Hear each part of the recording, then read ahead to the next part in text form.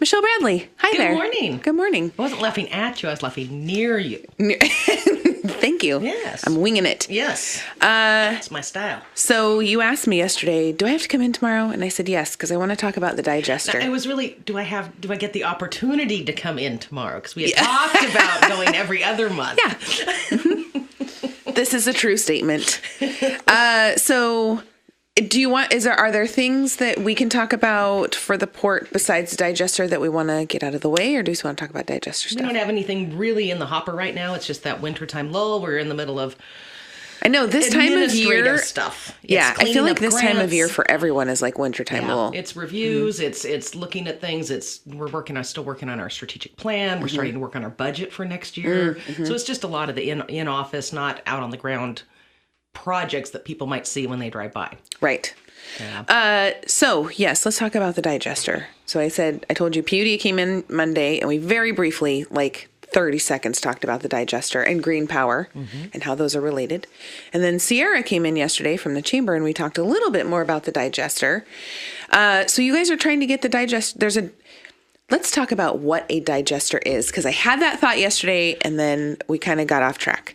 Can you explain what a digester is? A lot of people will call them a biodigester. Mm-hmm. What it does is that it takes organic material, uses the energy, puts bugs to kind of eat whatever's in there, that then gas. Yes, is produced. The stinkier the things are, the more gas is produced. And then that gets converted into energy within an engine and put back into the grid.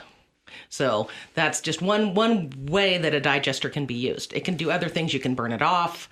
It's a way to sequester the carbon. Mm-hmm. I live up on the hill out east of town, and I can oftentimes see the McCormick Loop flame. And then even coming into town sometimes at the Hogan farm, you can see the flame shooting out of that one. Yep. So that happens when there's more gas being produced than can be converted. So that it flares it off and then it actually kills the greenhouse gas. So it's a way to sequester that gas. Oh, okay. And then when you're looking at on a global level, when they're talking, you hear all the climate change, all the greenhouse gas. Right. That is one way that it can sequester greenhouse gas versus what they've been talking about on and off, which just makes me giggle, like the cow pie tax. I mean, it's all related. But what we, out at the ports digester, we have, when we were operating it. So just a little background history if you're newer to town. Yeah, I think you should get some history. Sure. In the early 2000s, the port received a grant from the U.S. Department of Energy, and we built a plug flow digester out at the port, which was a community digester, which is very different than one of the on-farm ones. We have ones in town now that are on local, that are on farm. So they're different permits. We have to have a DEQ permit to operate ours, both a solid waste and an air permit from DEQ, because we are a community digester and not located on the farm. Gotcha. So with that, we bring in the raw manure typically it comes from the barns, gets put in. We had a transporter, so while transport has always been the hauler. In that process, they'd actually take the liquid manure from the farms to the digester. It would get processed. As the process happens, it takes about a month or so. The manure then comes out. It gets squeezed through a screw press. You get a peat moss-like type gardening amendment. Sure. They've used it for cow bedding, different things like that comes on one. And then the liquid effluent would go back to the farms as a nutrient for the fields. Yeah. So that's kind of the umbrella of how it is in a nutshell of how this one works. So the permit that the port has is just a manure-only permit at this point for the digester. After that plug flow one, after the plug flow digester, it was, we will always say it was a lesson in things how not to run a digester. So we were one of the first that's how you learn things. First community digesters, and we were kind of the poster child for what not to do. The way that the piping was in there, if something broke, you couldn't tell where it was. How are you going to get in there? Because it's filled with manure. Sure. Just some logistical things like that were lessons learned. Yes, for sure. Yeah. So then when the port received the FEMA money, we actually built a new digester, got rid of the plug flow, and went with a complete mix, which those are the green silos that you see out there, or tanks that you see out there. And so those are 1 million gallons each. Oh, my gosh. Right? Wow. That's a lot of poop. That is a lot of poop. That it can process. It takes a lot of things to make a digester feasible. It's not just selling electrical power. There's multiple things that have to happen to make that bottom line work. And one of the things is transportation, which really is a challenge for a community digester because you're bringing it in from somewhere. And every time, we all know transportation, the more wheels that it goes on, the higher the cost. And when the state changed around their rules for some biomass tax credits, which specifically were started out being for alternative energy, and it helped the digester. It helped encourage alternative energy, which in our case was with the biodigester. Those rules changed. It really changed the math on everything. The port was no longer able to subsidize all of the hauling, which had been done, and that cost was then put back on the farmer. So the port board decided to shut the digester down, which was that was almost 2 years ago. Yeah, it was kind of a big thing. Yeah. So since then, we've been working with a couple folks. We now are under lease with a company called Tillamook Biogas, which is a subsidiary of Biogas Corp, which is a national corporation that operates digesters throughout the U.S. They've had that lease through June. We were working through quite a few things there's so many agreements that have to have in order to produce electricity and put it into the grid. There are a lot of different agreements that have to happen. So we now have a power purchase agreement with PUD. And essentially the way that with having Tillamook Biogas as the tenant, they will have to do everything that the port is responsible to do for the power purchase agreement and any other agreements associated with selling that power. Right. So we're working through that right now. Hopefully they'll start hauling manure here shortly. So because there's a digester out on McCormick Loop, and am I correct in understanding there's pipes that run to that from different farms? That's my understanding, yes. Yeah, that seems crazy. But I guess they're kind from of adjacent like farms. Yeah, they're kind of right in the middle of a bunch of different areas. And then farm Holman also has a digester operated by Farm Power as well. Yeah. And are those the only, outside of those 3 locations, are those the only 3 digesters in the county? Yes. Okay. So one of the things that Sierra mentioned yesterday was that in my note that I laughed about says digester, not just poop. That could be like a new slogan for you. We're not just poop. More than poo. Yeah. Yeah. So there is the opportunity the permit that we do that the port has now, and I'd say the port has now because we're the actual owner of the facility. We will not be the operator of this facility. Right. So the operator will be the one that has to deal with the permit conditions from DEQ for the solid waste permit. The Tillamook Biogas has put in a request to actually add substrates into the digester instead of just manure. So that might be things like brewery waste, items and anything that has an energy value that can be eaten by bugs. Right. And manure, if you look at the list of everything that gives off energy that can be reduced and turned into viable electricity, energy, whatever, it is really low on the list. And so it takes a lot of manure in order to make a megawatt. If you were to use, for example, 30% less manure and you would add 5% more of substrate, you might get to that same 100% level. Oh, wow. So it would be less hauling. You're not putting the things that would go into the landfill necessarily or onto the ground out where they'd be put into the digester and processed. And so it wins on a lot of different levels to add substrates. Yeah. And does it include substrates like, because a lot of the things that you mentioned are liquidy. Does it include more solid things like, and I don't even know, I'm just going to say grass grass doesn't have a very high value. Yeah. I mean, could you add things like that? As an aside, quite a few years ago, there was a work group that was looking at what do you do with the cow mortalities here? And can we throw them in the digester? So, I mean, that group took a pretty serious look. So there are ways to do that. There's more than just stuff. I methere's blood. There's other things that were a lot of conditioned that was not done, ended up being done here. But yeah, there's a lot of grocery waste, production waste from meat facilities. There's a lot of things like that you can go into a digester for sure. Interesting. So you guys, there's a permit in now. It's a request to alter. Okay. Yes. Thank you. There is where I was going with that. An existing permit right now, but that is manure only, which is what the permit that we've had for 15 years. Right. So, yeah. Right.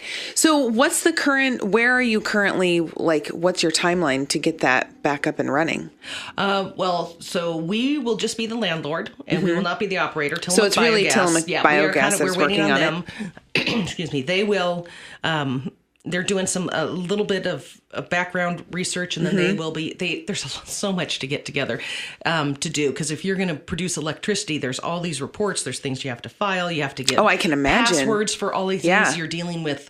I mean, you're essentially into the electrical grid, which then is BPA, which is federal. I mean, there's so many different things that they're working through right now on the backside. So once that, hopefully within the next, I'm going to knock on Formica here. Hopefully, I think there's wood in there somewhere in the counter. You'll start to see some activity, getting the engine back up to snuff, because they'll have to get that. It's been sitting. It's been idle. I mean, we've been turning it and doing some things to make sure it's still active, but it hasn't been actually running. So they'll have to change spark plugs, do a bunch of different work to to get it up and running. So hopefully, the plan is once they get on the ground, it'll take about 15 weeks to be to full production. Oh, wow.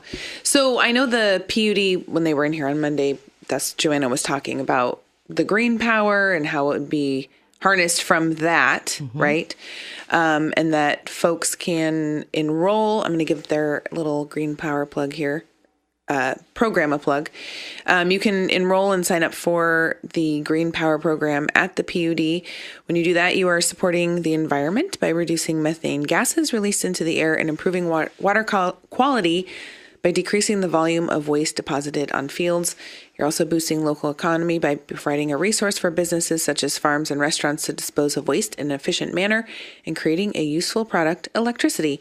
The other interesting thing that she mentioned was that if we have a natural disaster and we don't have power from Bonneville Power, that the digester can provide local power when we need it.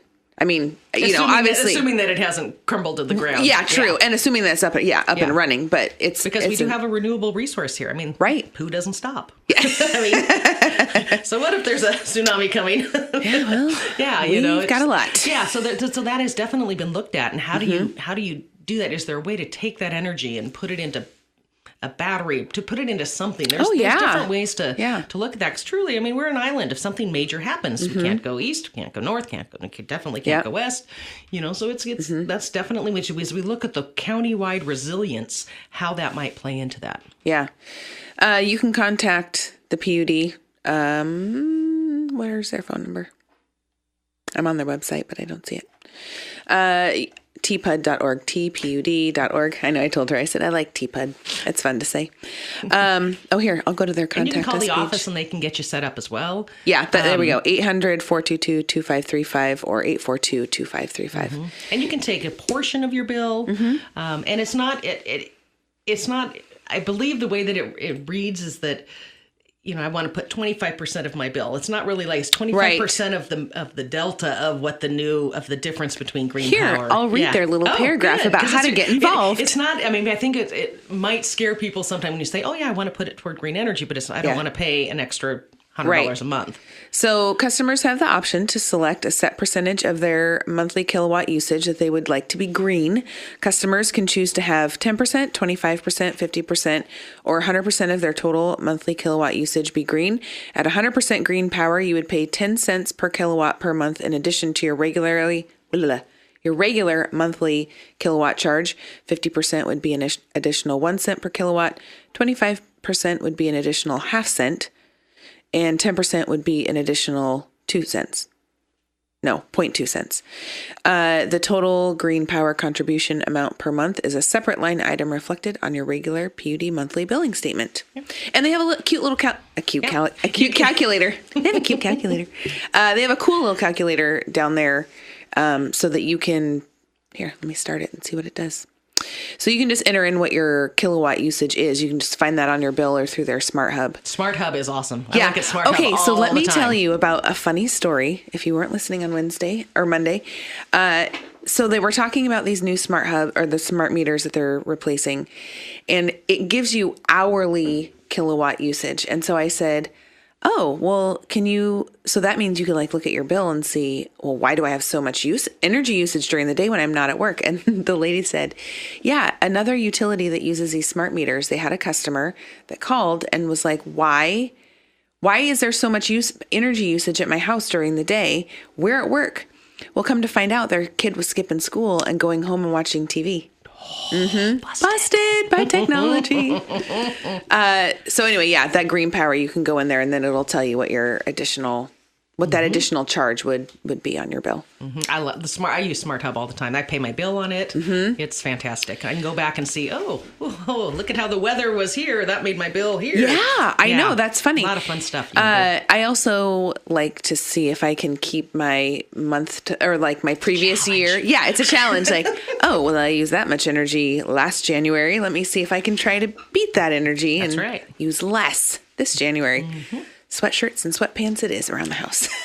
Keep that thermostat down. Oh my gosh, I need to take a quick break. I'm going to talk about the co-op. Tillamook is farm country and nobody serves this farming community better than the co-op. Tillamook's country store. The co-op is actually 3 stores in one. Are you looking for work clothes, hickory shirts, work boots, rubber boots, rain gear, and gloves? The co-op has it. You'll find fencing, stock tanks, and everything from PVC to 18-inch culvert pipe in stock at Tillamook's country store. And no more hunting for that hard-to-find bolt. You'll find a complete selection, galvanized or stainless, whatever you need in standard and metric. O-rings, boat drain plugs, they've got it all.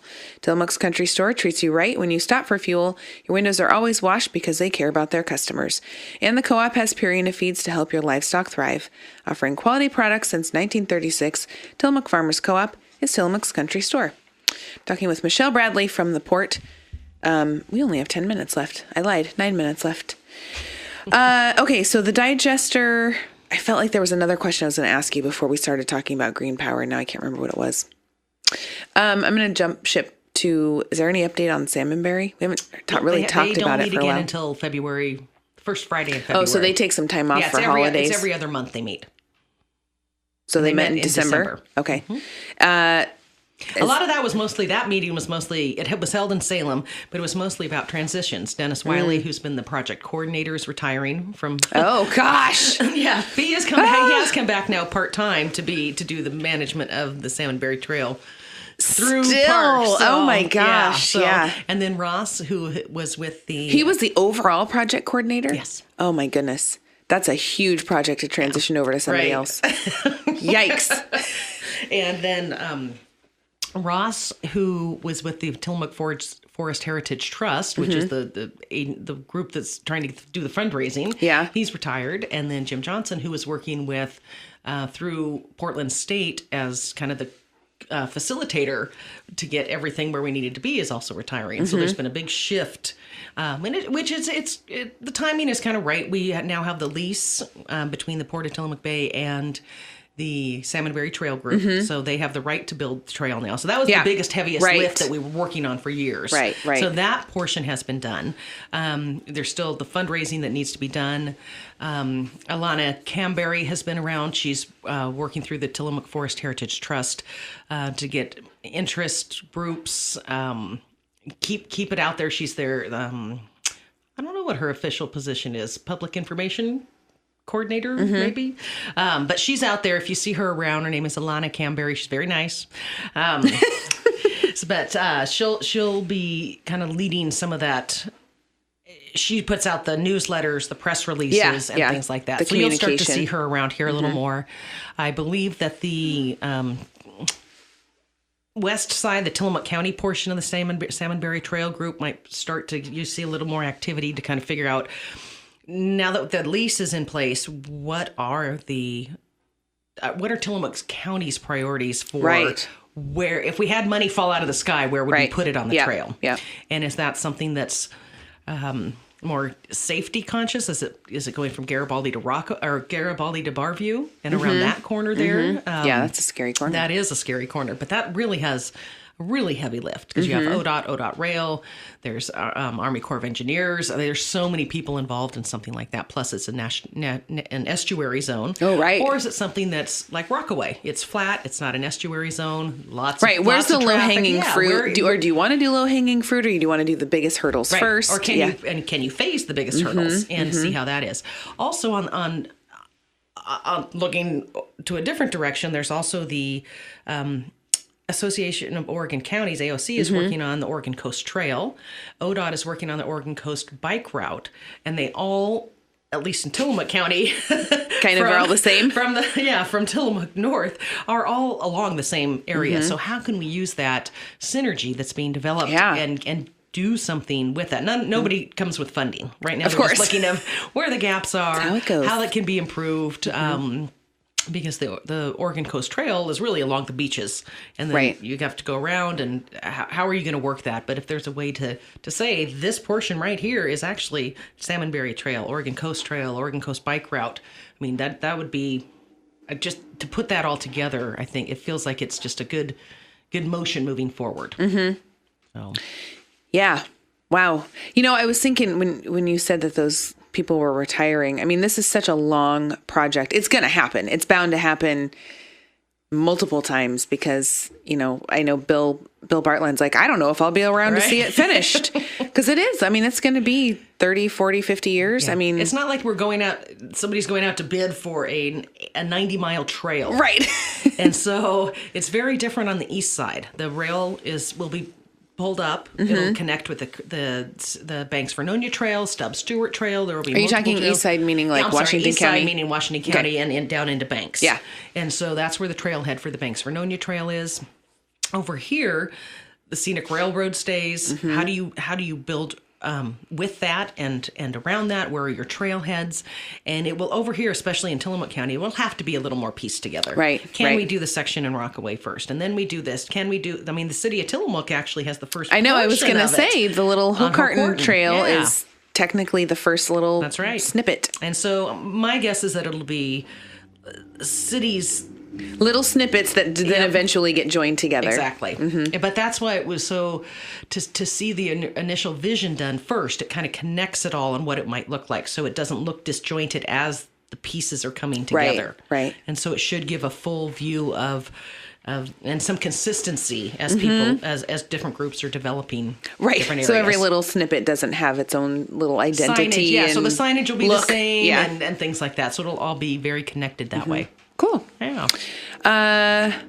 Hey, I think we're done because I still have stuff to read at the end. All right. Yeah. Thanks for talking about the digester. You bet. That was good information. And again, if you are interested in signing up for Green Power with the PUD, go to tpud.org or call the PUD at 842-2535.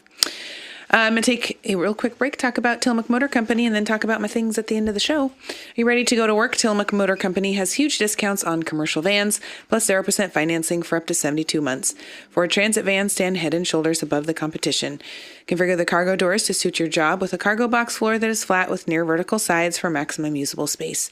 Choose from a wide range of products designed to suit different trades: cargo dividers, multi-racks, bulkheads, and sliding platforms. Use your imagination to create one hard-working vehicle designed with you in mind. Take a test drive today at Tillamook Motor Company on the friendly corner of 5th and Main in downtown Tillamook. Tillamook Motor Company, a better place to do business. Let's see, tomorrow we'll have Greg English here, Tillamook High School principal. Don't forget senior meals, 11:30 at St. Mary's by the Sea in Rockaway Beach, every Monday, Wednesday, and Friday. Noon every weekday at the Kiowanda Community Center in Pacific City, as well as the Tillamook Senior Center at 4th and Stillwell, and Tuesdays and Thursdays at the Halem Bay Methodist Church. Cost is $3 for seniors and $6.75 for everyone else. Tomorrow is Hospice's annual Light Up a Life reading of the name ceremony. This year, the ceremony is being held at St. John's United Church at noon. Tomorrow, the Swiss Society is having a baked potato bar at the Swiss Hall. They have chili or Idaho taco potatoes. It is $10 per person. Kids 8 and under are free. Friday, there is a sip and shop event downtown from 5 to 7. And on Saturday, the sheriff's office is presenting another Refuse to be a Victim course. It teaches easy to understand methods to avoid dangerous situations and prevent criminal confrontations. Seminar participants are presented with a variety of common sense crime prevention and personal safety strategies and devices that can be integrated into their personal, home, automobile, telephone, technological, and travel security. Saturday's event is being held at the Sheriff's Office at 5995 Long Prairie Road. The program runs from 1 to 5 and is open to teenagers and up. Registration is $5. Pre-registration is required to make sure they have enough materials. You can contact the Refuse to be a Victim instructor, Tony Betancourt, at 815-3354, or Tillamook, rtbav@gmail.com. That's Tillamook, and then the initials for refuse to be a victim. Tillamook, rtbav at gmail.com. Michele, thanks again for coming in this morning. You bet, Lisa. Thank you. And thank you, Tillamook, for listening.